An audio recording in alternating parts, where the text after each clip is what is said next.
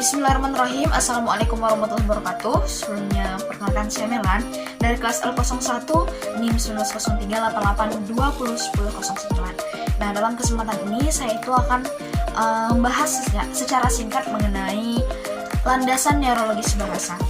Nah, perkembangan bahasa dan kemampuan berbahasa seorang tidak hanya dipengaruhi oleh faktor biologisnya, tapi juga akan dipengaruhi oleh faktor lain seperti faktor neurologis. Nah, perlu teman-teman ketahui, apa itu faktor neurologis bahasa? Nah, secara singkatnya, faktor neurologis adalah faktor yang berkaitan antara otak manusia dengan bahasa.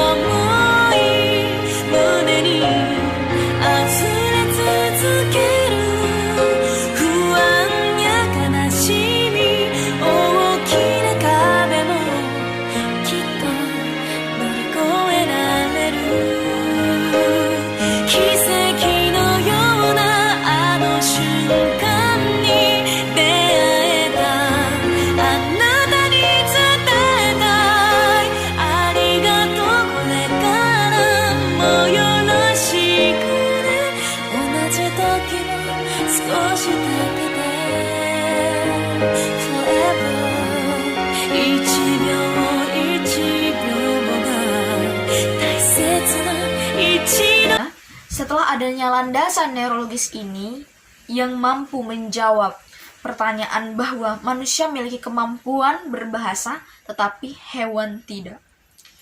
Nah, pasti teman-teman juga ada yang bertanya, lalu bagaimana fenomena terkait dengan burung beo dan burung nuri yang bisa berbicara?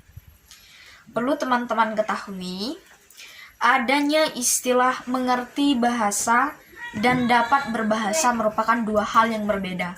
Fenomena yang terjadi pada burung beo dan burung nuri merupakan konsep yang mendasari tentang mengerti bahasa, di mana burung beo mampu menirukan suara manusia yang berbicara itu karena dia mengerti bahasa, dan alat artikulasinya yang menjadi pendorong untuk dia mampu berbicara. Sedangkan dapat berbahasa itu sendiri merupakan fenomena yang terjadi pada manusia, di mana menurut teori generatif transformasi Chomsky yang mengatakan bahwa kemampuan berbahasa adalah kemampuan untuk menghasilkan kalimat-kalimat baru yang belum pernah didengar atau diucapkan. Nah, telah jelas pada teori tersebut adalah bahwasanya manusia itu mampu mengucapkan kalimat baru, mampu mengucapkan kalimat yang belum pernah ia dengar, berbeda dengan konsep yang terjadi pada burung beo dan burung nuri tersebut. Nah, itu yang merupakan salah satu manfaat dengan adanya landasan neurologis, di mana dengan landasan neurologis ini yang telah membuktikan bahwa yang mampu berbahasa itu benar-benar mutlak cuma manusia, sedangkan hewan tidak.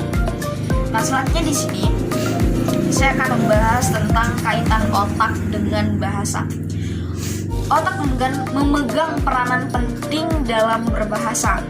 Telah diutarakan sebelumnya bahwa saraf-saraf tertentu dalam otak berkaitan dengan fungsi berbahasa baik lisan maupun tulisan, yang dapat dibuktikan bahwa terdapat gangguan berbahasa bagi orang yang mengalami kerusakan otak, lalu kecelakaan, dan kemudian dilakukan penelitian kepada otak seseorang yang tidak mengalami kecelakaan atau yang sehat.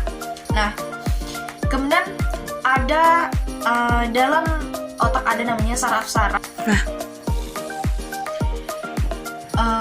Saraf-saraf dalam otak berkaitan dengan fungsi berbahasa, di mana itu ada bagian dalam daerah Broca. Kemudian daerah Wernicke dan daerah korteks, ujaran superior dan motor supplementer. Berdasarkan 3 daerah saraf tersebut, dapat dikatakan bahwa terdapat bagian-bagian tertentu pada saraf otak yang dimana otak kiri yang mempengaruhi manusia untuk menghasilkan ujaran untuk berbahasa dan berkomunikasi dengan sesama. Dan kemudian terjadi juga perbedaan input pada otak ketika ada bahasa secara lisan maupun tulis, dimana yang terdapat pada gambar di belakang saya. Nah, apabila input yang masuk dalam bentuk lisan, maka bunyi-bunyi itu ditanggapi oleh lobe temporal, khususnya oleh korteks primer pendengaran. Setelah bunyi diterima, dicerna, dan diolah, maka bunyi yang masuk tersebut dikirim ke daerah Wernicke untuk diinterpretasikan. Nah, kemudian setelah itu bunyi-bunyi dipilah menjadi suku kata, klausa, dan akhirnya menjadi kalimat.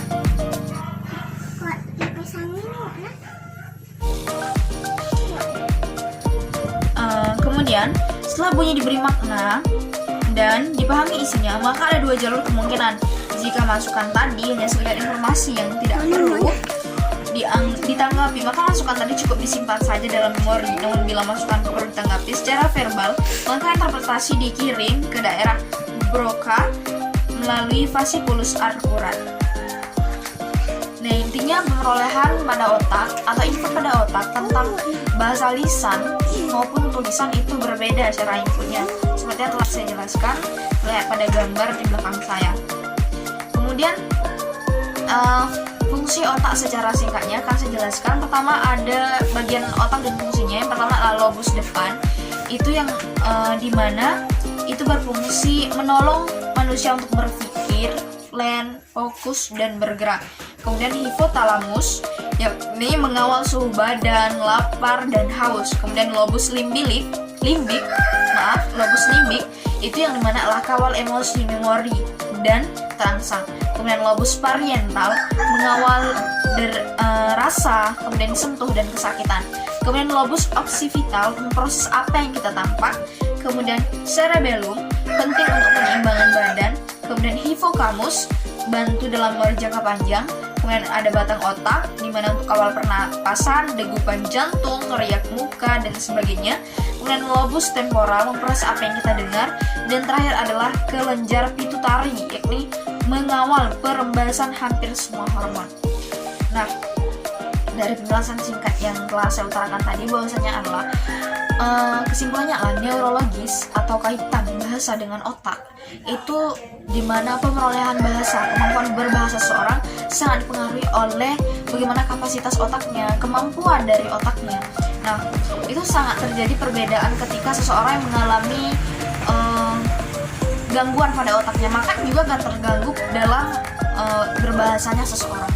Nah, untuk itu sangat jelas pada landasan neurologis bahasa ini bahwasanya bahasa itu berkaitan dengan otak. Demikianlah yang dapat saya sampaikan. Semoga bermanfaat dan mohon maaf jika terdapat kesalahan, karena sesungguhnya kesempurnaan hanya milik Allah Subhanahu wa taala. Akhir kata, inna syiratal mustaqim. Wabillahi taufiq wal hidayah. Assalamualaikum warahmatullahi wabarakatuh.